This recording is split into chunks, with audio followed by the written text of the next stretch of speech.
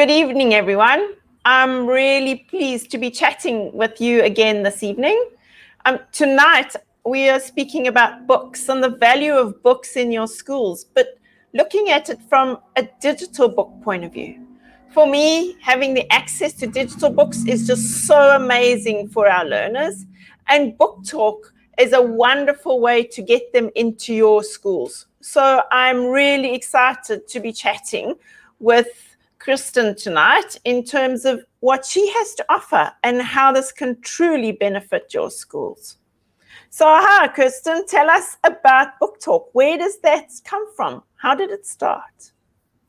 Okay, Booktalk was started in 29 years ago, and we started off as library suppliers, supplying audiobooks on cassette, would you believe? And then subsequently onto CD into public libraries. And it was a really interesting exercise, and we always loved, we were so into audiobooks, we thought they were amazing. But we also knew that audiobooks were enjoyed by so many people across the country in all sorts of different environments. And your public library was great, but it wasn't always within easy reach of many people who enjoyed audiobooks.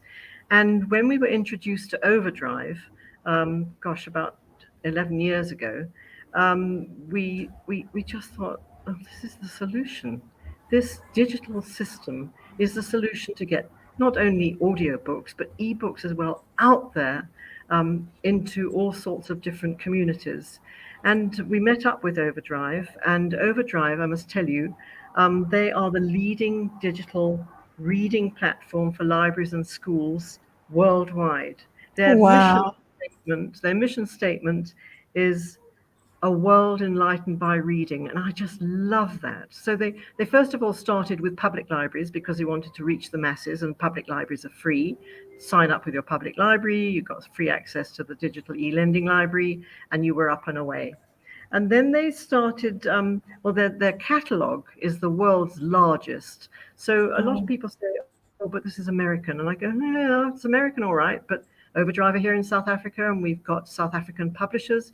We've got the South African publishers' digital ebooks on board. There are lots of UK publishers, clearly American publishers, Australian, New Zealand. I mean, OverDrive are in 65,000 libraries, public libraries and school libraries in 84 countries. And when they go into a country, they obviously want to connect up with the culture of that country. So local publishers are really, really important. And we are just thrilled with what's going on at the moment. And so that's given you a brief overview of Booktalk and a brief overview of OverDrive. But it is the OverDrive's offering of a digital e-lending library. It's not a library in a box. It's a sort of living, breathing, morphing machine that just keeps getting better and better. And so what OverDrive have done for schools is that they've developed this really neat service called eBooks Now. eBooks Now, a shared collection for South African schools. And some schools go, shared collection, we're not sure about that. And we go, well, the whole point is that's a great kickoff point.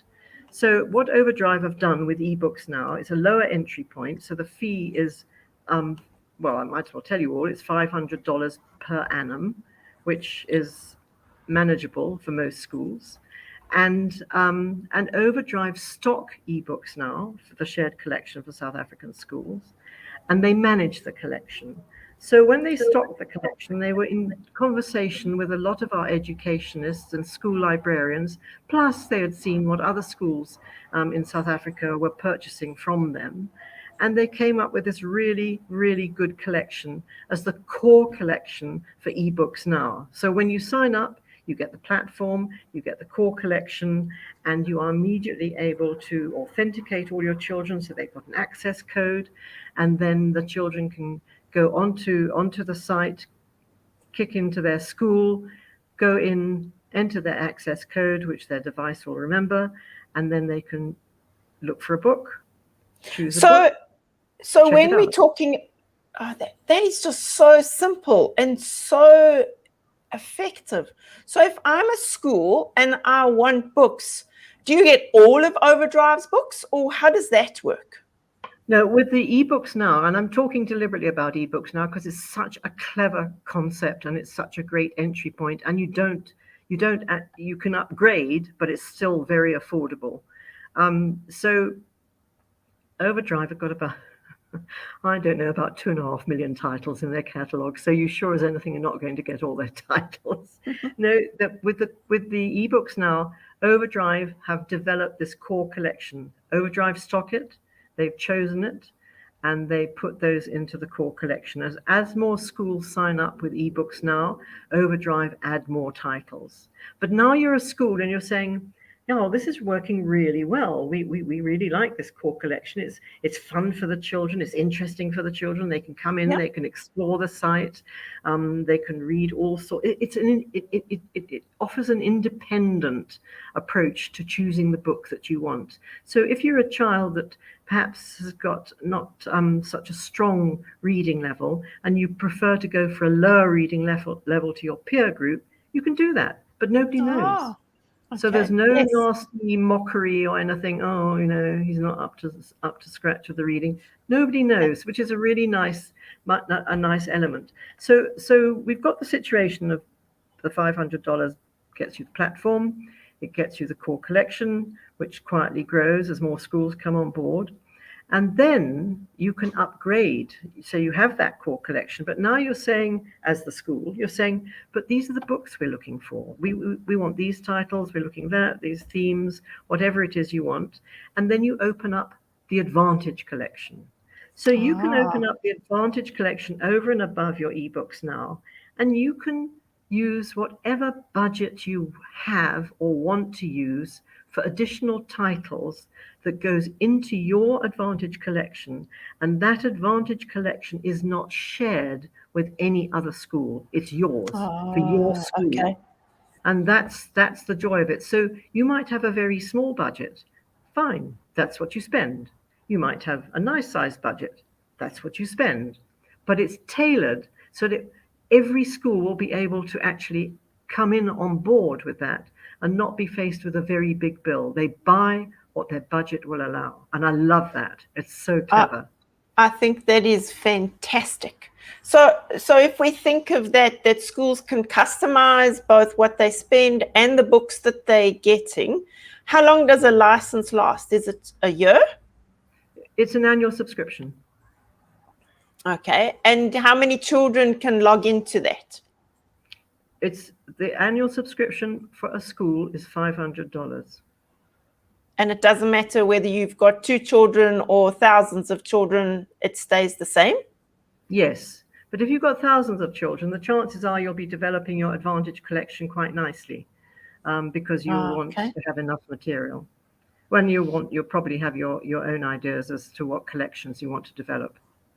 Okay. And if we think about what you're saying in terms of collections, we've spoken about schools.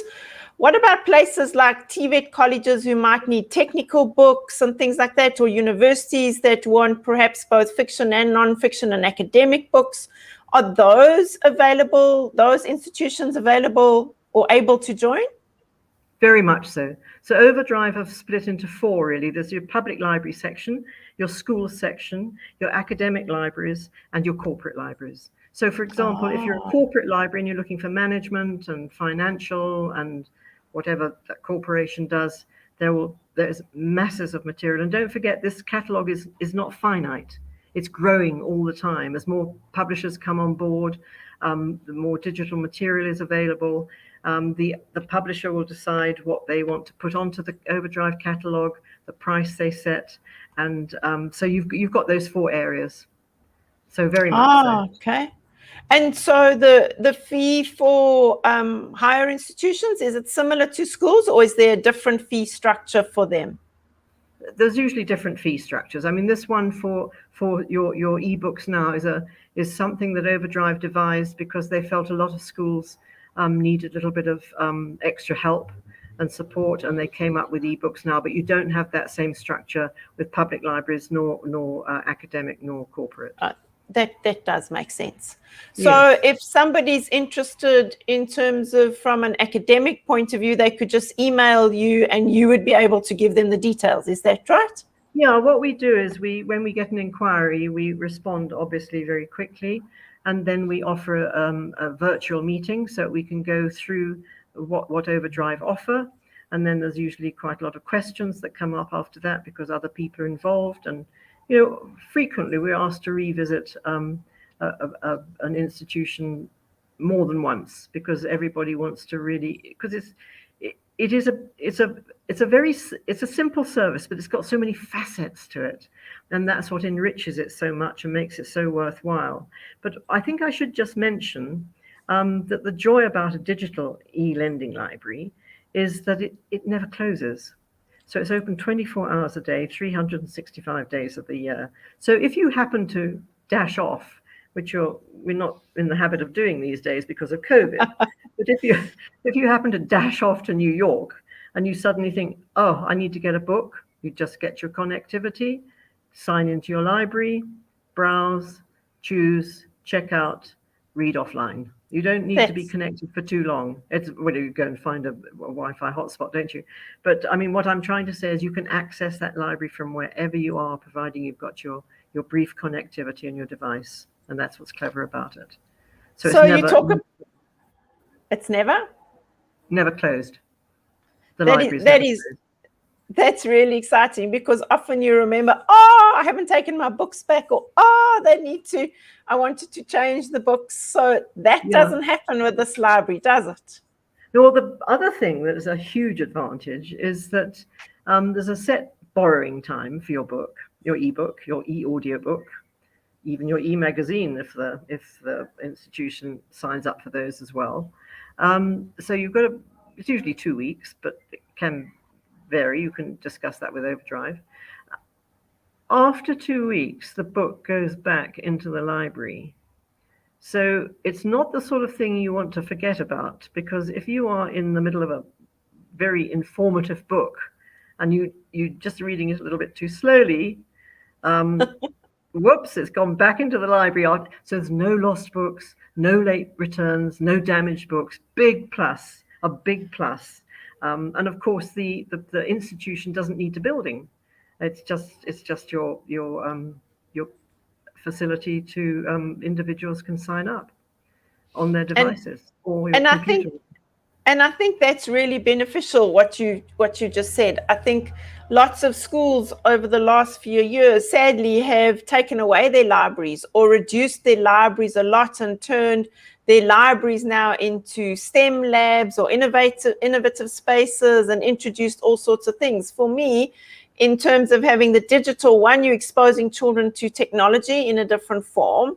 But the other thing is you're exposing them to books. And because the library is so broad, you can have a range of books. So my other question to you is, if a school is adding to their collections, can they stop one and choose another with the same money, or do they buy a set for a year? So how does the collection then work? Can you use the money and stretch it further with different groups, or how does that work? Well, if I'm understanding your question correctly, so every year you've got your subscription. Yes. And then you've moved on now. I've gone back to ebooks now, if that's all right. Yes. And then you've got your Advantage collection. So yes. In year one, you say, right, we've got this budget for Advantage collection. We don't want to spend it all at once. We're going to spread it out over the year. Or, hello, we might have a wine and cheese tasting party and get the parents involved and do a little bit of fundraising. You know, what different schools do. And then that's your year one. When year two comes along, the books that you have chosen for year one remain. And year two, you go through the whole process again and increase and expand your library. Oh, okay. In year three, you do the same thing. You just keep adding. You keep adding, but you need the platform, obviously. Oh, that's fantastic. Yes, that's made it really, it makes a lot of sense. So just like a traditional library where you keep adding as you get new books, you're doing a similar thing in terms of the digital offering that you have. So that's So you don't have to give them back to OverDrive. They live in your library once you've Yes, I mean, or some libraries that have been going for a long time do go through a weeding process. That's not, I don't have a lisp, a weeding process as opposed to a reading process, where they might say, these books haven't worked for us, do we want to keep them here? But, you know, there's another way of looking at titles that you've chosen very carefully for your school, and you see that they're not working that well, and you go, right, let's do a curated list and include those titles in a theme, so we bring them up to the attention of the children, so they can start seeing, oh, I've noticed that book before, let me try that book. So you're sort of doing some marketing and publicizing at the same time. And I think what I'd like to also mention is that there's so much to tell you. when a school signs up with OverDrive, we do all the introductions and so on, and we don't go away. We're always around. That's how it works in South Africa. But OverDrive have a team that look after the school. So there's an account specialist, there's a collection development specialist, there's a product support specialist, and they become your best friends. So you write to them if you've got a query, if you've got a suggestion, if you've got a comment, anything that you want, you can write. They introduce themselves right at the beginning, obviously, and they are right there at the hub of OverDrive. They're right there in head office. They've got this marvelous building called Blue Sky Campus, which is, I just adore that name. It's lots of glass, and it's on a slight rise in Cleveland, and you've got this panoramic view of Ohio around you. But they are there, and they are so informative and so helpful. And I was mentioning to you that we had a webinar earlier today with South African signed up schools, that we've got them started on that once every 3 months or so. And it really is so helpful, because we focus on specifics that the OverDrive service offers.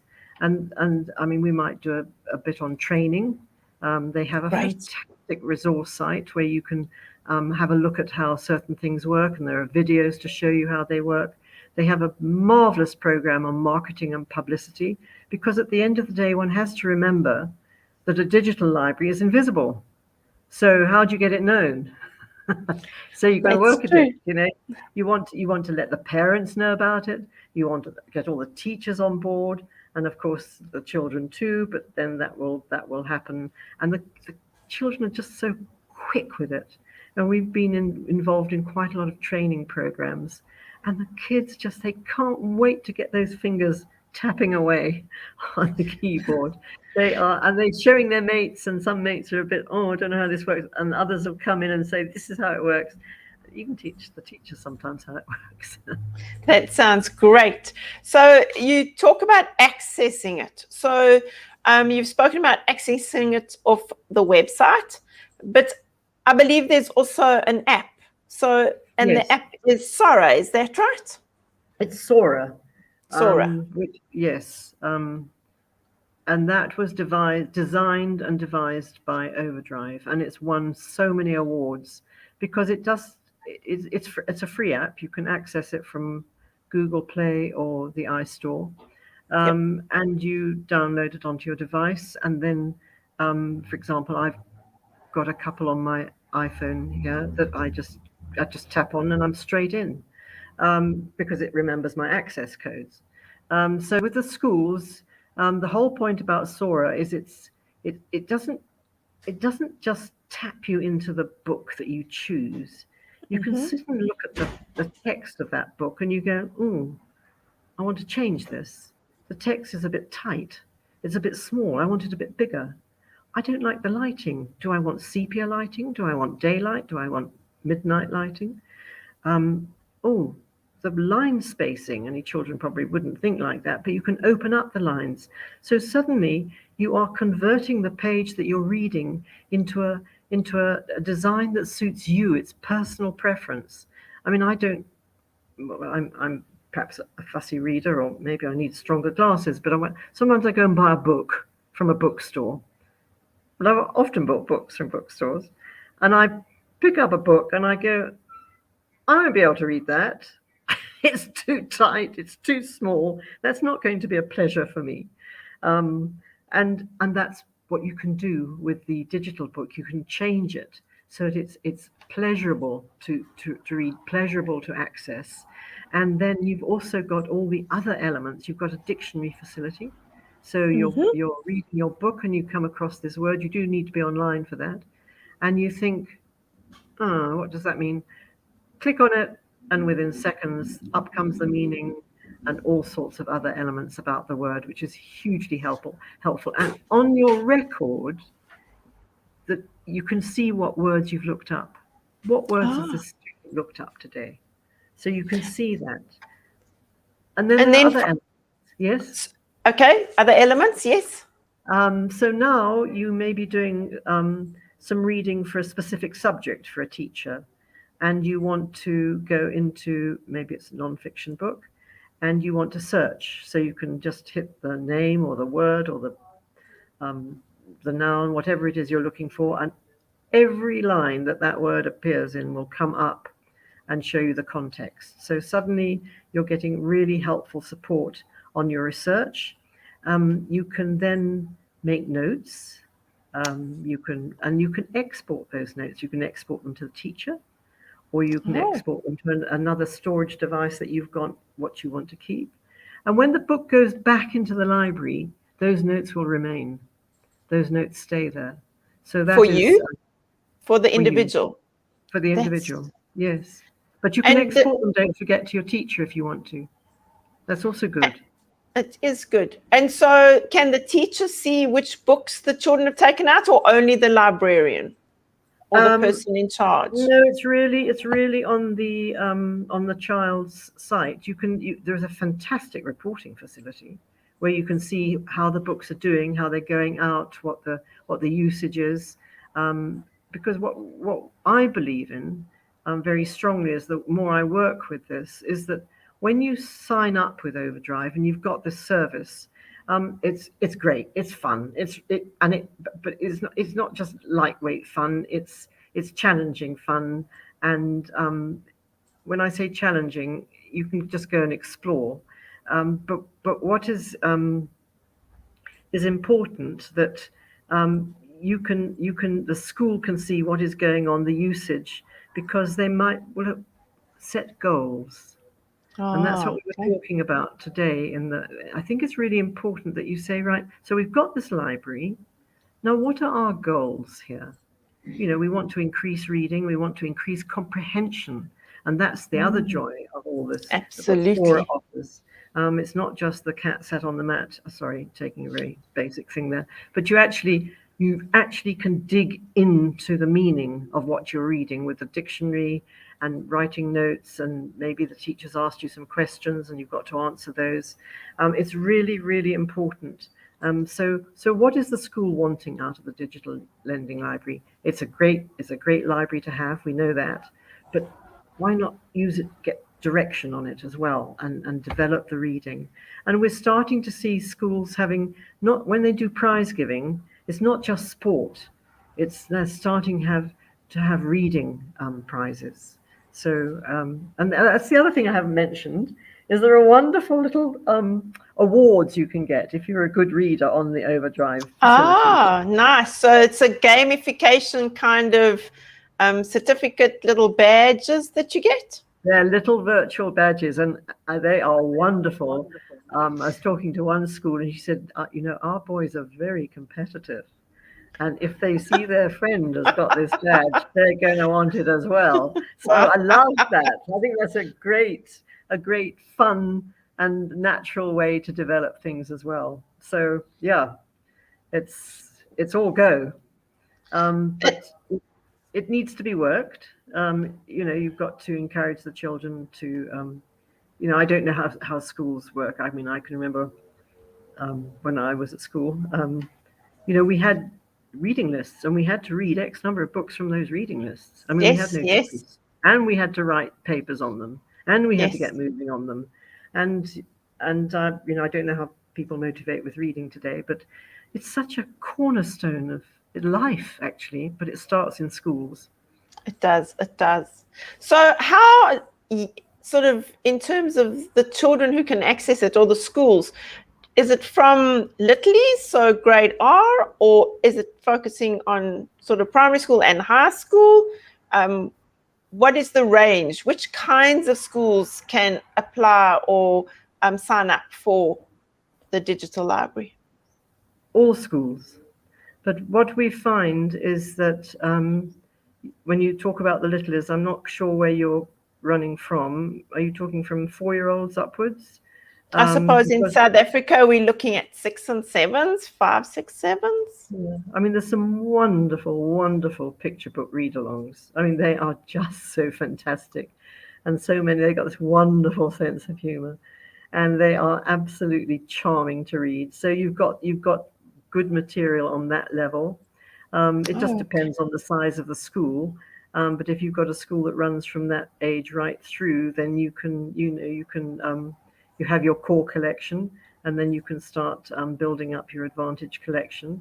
But what we were looking at today, in the webinar this afternoon, we were looking at, they talked about ebooks for males. I was trying to change it to boys, but they had males, so maybe that's how they talk in America. And she's come up with a list of I think it's about 200 strong. I haven't seen it yet. I'll get it tomorrow. Of books that are soaked up by boys, and because teenage boys, I think, are so busy with their sporting activities and other things that reading falls by the wayside. So that's an area where people want to work. But for example, in your team at OverDrive, you've got this collection development specialist, and you can write to them and say, help. Well, we know what we want as a school, but do you have any other recommendations, bearing in mind we're in South Africa, et cetera, et cetera? So if you were a project-based learning school where you do sort of themes or projects for terms or groups, you could reach out to the team and they'd be able to help suggest books and provide books for specific themes as well. So yes, what they'll do is create a cart for you. They create a cart, and then you access that cart and you go, no, we don't want that book. Oh, that's a good idea. Oh, brilliant idea. Oh, this is a very good collection. No, we've already got that book in our library. So they OverDrive doesn't do the actual purchasing for them. The school does that.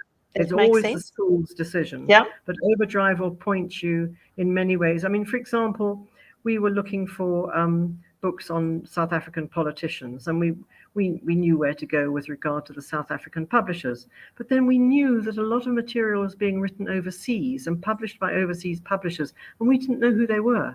So we went to the collection development specialist. This wasn't a school project; it was something else. Yeah. And we said, help, and she just came up with a whole stack of material that it's obvious to us that when it comes to the South African publishers, but not when it's overseas publishers. Yes. And wow. They know their stock brilliantly, and every day on their catalog on Marketplace, they have the top 200 titles.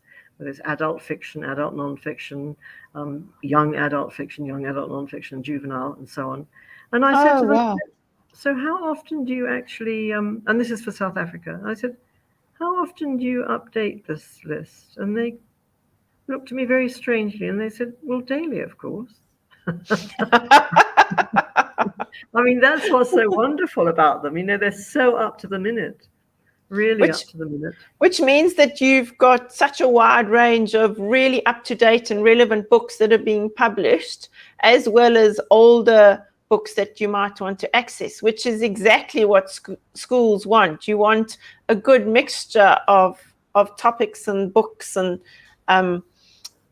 things that the children can read. Can parents become subscribers through the school, or is there another way that parents could have access? Well, the thing is, OverDrive like to, as I said earlier on, OverDrive like to involve the parents, so the parents know about this digital library, and also that it's a safe source of material for their children. Yes. So they're not going into something that's going to be coming up with the wrong material. So that is step one. We find in certain socioeconomic backgrounds, children are dependent upon their parents' smartphones to be able to access the ebooks at a certain time at the end of the day. So it's really, really important. Now, if you're wanting to actually, so you have to say, well, where is our focus? What's our shift here in this school?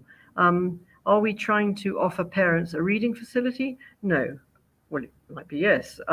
But our focus is the children. We want to focus on children's reading, build up that, and because we want to involve the parents, because when parents are interested in what their children are doing, it's a huge springboard for children to get even more enthusiastic. Yes, Would you agree with that? Yeah, yeah. We do have some schools that have adult material for the for parents. They have chosen to do that. The other thing that comes to mind is that with the Advantage collection, you can build up a teacher's collection. So you might want to have a nice collection of things that are so pertinent in a school, like books on bullying, or you probably know a lot more where the focus should be. But they have you can have a nice library. That's fantastic. I mean, it could be references for teachers in terms of further content that perhaps is not appropriate for their children, but could add to the teacher's knowledge of content.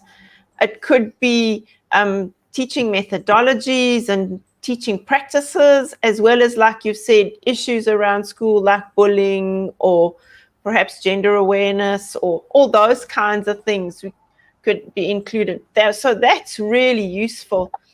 I like the idea where you spoke about that there might be books for parents, because I know in some of the schools where I've worked, there's a library of books that the parents could go in and fetch or take out just as like their children could, that might be parenting books or raising girls or boys or tips around that. So if you could add that to your collection, that would be really useful for parents as well. You know, what I love about OverDrive is people ask me questions, and you've just raised a really interesting point. People say, do OverDrive do this? And I used to go, no. And then I changed. I picked up the culture of OverDrive. I never say no anymore, because they are, as I said, they're a developing service, always looking to improve. And the whole point of that team that I mentioned is that you are going to make suggestions and comments and so on. And every single one gets categorized and put forward for when they're going to do an upgrade. And when they do an upgrade, a lot of those things will be absorbed and used in the upgrade. I mean, they will be evaluated first, obviously. There's no charge to upgrades. It's all, it's all part of the subscription. And it's fantastic. But what you have suggested now, I think, is such a brilliant idea that I will say that you recommended it. And I'll put that forward, because I think that is so important, hugely important. I love it. So if anybody's they listen to their customers. And I think, as you said, that is really, really important.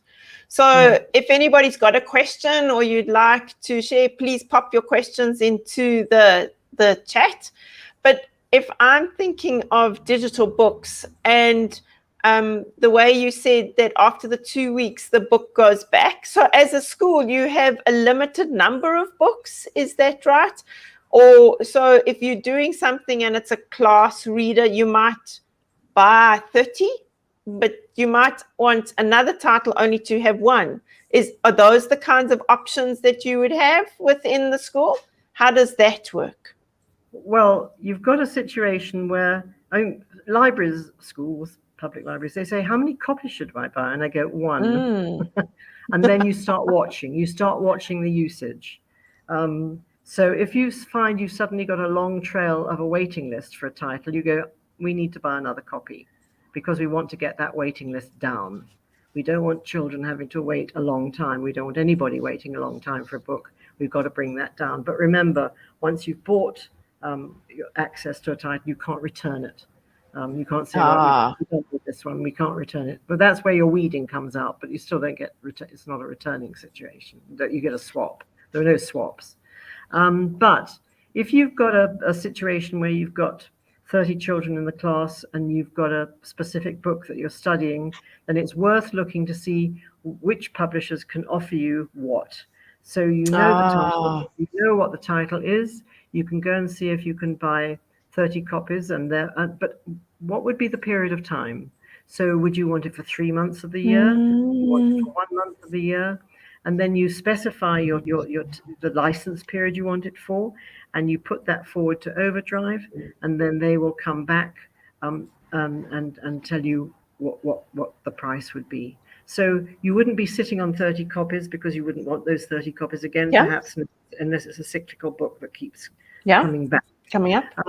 And then you weigh it up. You look at the price and you say, well, this is a good deal. This is what we're going to do. Then what happens is the publisher puts that book into the file of every child that's signed up. It's not just loosely in the library. It goes into the child's device for the period of time. And then they've got it. They can keep dipping into it. And then when the time is up, it'll just fade away.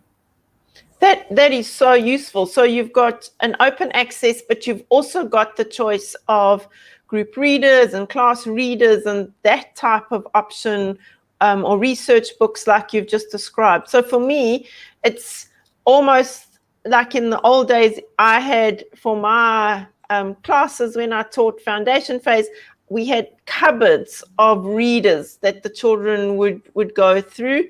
And you had class readers, so some had lots, and you had group readers where you had smaller bundles, and then you had the library where, like you said, they're the 1 or 2 copies of books. And now you've got it all in one space. So that's really exciting. And for me, the admin around that just makes life so much easier. I remember having to physically count all those books and make sure that they're there. So I think that's really useful for schools. Well, it does. No, go. I was going to say it takes a lot of the admin out of it, or the repetitive counting, as you have said. It's all there. All the information is there. And I think that's so important in terms of, I think often in schools now that doesn't get done effectively. And so having it digitally, it means you have access. You can quickly see, because you spoke about the dashboard, which was so really great. So I think it just makes the admin easy, which makes the access to the children having the books really quick and easy and at their fingertips. Yes, very much so. I just want you to talk about the focus or the thinking around it's not throwing away physical books, but it's a combination. So could you quickly share some of those thoughts with everybody? You want me to comment, or are you waiting for input? Yes. No, you to comment. You spoke about just now how the thinking isn't throwing away the physical. Oh, sorry. Yes, I've got you now. No, well, I believe in mix and match, but I do think, I mean, books have been here for years and they're so gorgeous and they're beautifully illustrated, as are the digital ones, I must tell you. But the thing is, I think it's really good to get children going early on digital so they start becoming familiar. I mean, those little minds, they tune in so well. And they're learning a new program, they're learning to be independent, they are learning all sorts of other facilities. And there was one other facility I wanted to tell you about, Sora, that with your Advantage collection, teachers can actually pop a title into a child's file and say, this is an assigned book, we're giving you extra time for it, we know you're going to love it because it ties up with your very, very keen sport that you like following, whatever it is, and hoping that the interest in the topic will overcome the resistance to the reading. And so you've got that where your reluctant readers will have help. You've got comics for reluctant readers. You've got all sorts of fun things for all the children. But going back to your e-books and your physical books, I think it's important for both, actually. I talk to a lot of adults and they all say they've come up with a mix and match situation. there was a fantastic book that came up on OverDrive, and I knew it was in high demand, and it came onto my smartphone of all things. I mean, me reading off my smartphone, I'd adjusted all the font, I changed the print, I put it into bold, I got it all right, and I lay in my bed and I read page after page after page after page. And I thought, this doesn't happen with a physical book. One paragraph and I'm asleep. But I couldn't put that book down. It was somebody tried to give me some scientific reason or biological reason, but I just couldn't put it down. And I read so much of it. So no, I think it's important in this world today that children are I mean, digital is not going to go away now. We know that. Well, yeah, I think we know that. And the sooner they get going on it, the better. And the joy about the digital e-lending library, you're not going to be faced with lots of distractions, advertisements, this, flashing lights. You're on the book. You're focused on the book. And that's also important. Your mind is not distracted. That's very, very important. So as we finish off this wonderful chat, what would you want to say to schools about how they contact you and why they should actually consider getting a digital library for their schools? Well, I've given you a lot of information today. It's been quite a lot to digest. I know my topic quite well, and I'm always scared I'm going to overload an audience. But what we do is once we've heard from a school, we make contact and we say, right, would you like to have a virtual chat, or would you like to have us give a bit of a demo, show you how it works, how easy it is, how quick it is. And, as I said to you earlier on, some schools want us to revisit them because they've got other staff that are starting getting interested and they want to find out for themselves. And we just think it's clearly we think it's an amazing service, and it is an amazing service, and we are happy to be there to promote it and answer any and all questions, and yeah, so that's what we do. And then once a school has got to the point where they want to sign up, then we, as I said to you, we don't go away, we're still there, but we rather they work directly with the team at OverDrive because of the knowledge and all the documenting of the questions and so on, because that helps OverDrive moving forward as well. Does that answer your question?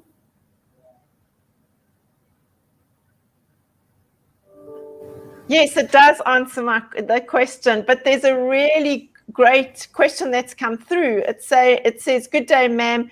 Is there any way these ebooks could self-help orphanage homes or preschools in rural areas?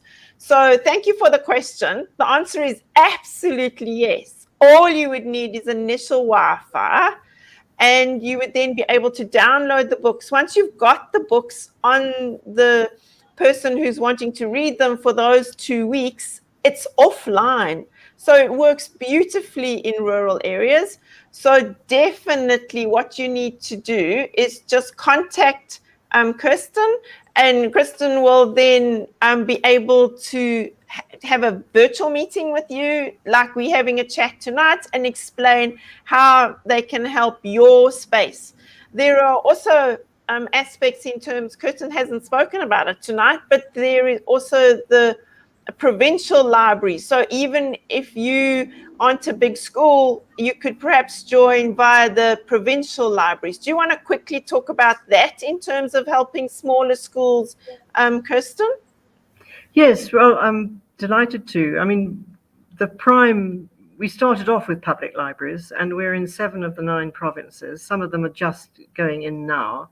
So the thing is, they buy public materials is suitable for a public library environment.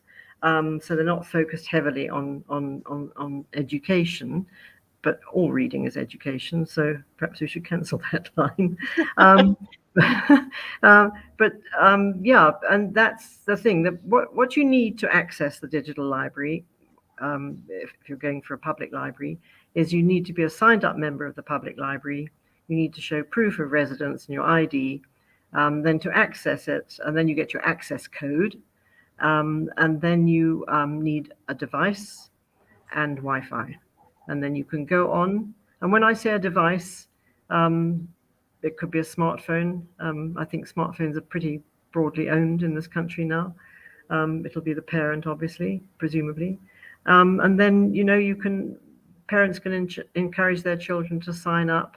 Well, not sign up, they're signed up, and to go online, choose, check out, and as they check out, the ebook caches onto the device, which is temporary storage, I might say. And then you've got it for the 2 weeks. And then it's fun. It's fun. But those are your fundamentals, that Wi-Fi, the device, and your access code. And the device could be a tablet, it could be an Android or an iPhone, it could be a computer that you're reading off a website. And as an orphanage, you could have devices that are within the orphanage that children could use. So yes, reach out to Kirsten so that you can come up with a solution. As she said, OverDrive is trying to get everybody to read and access to books for everybody. So reach out to her and you can come up with a solution. So Kirsten, I just want to say thank you for your chatting this evening. I hope you get lots of schools and universities and TVET colleges and all sorts of organizations signing up, because I do think the more we get people to access books and the more we get people reading, we just change the world in which we live. So thank you so much for being here this evening. Thank you very much, Karen. It's been an absolute delight to be here. I've enjoyed it. I've enjoyed your questions. Thank you. Thanks. Good night, everyone. I'm going to end the broadcast.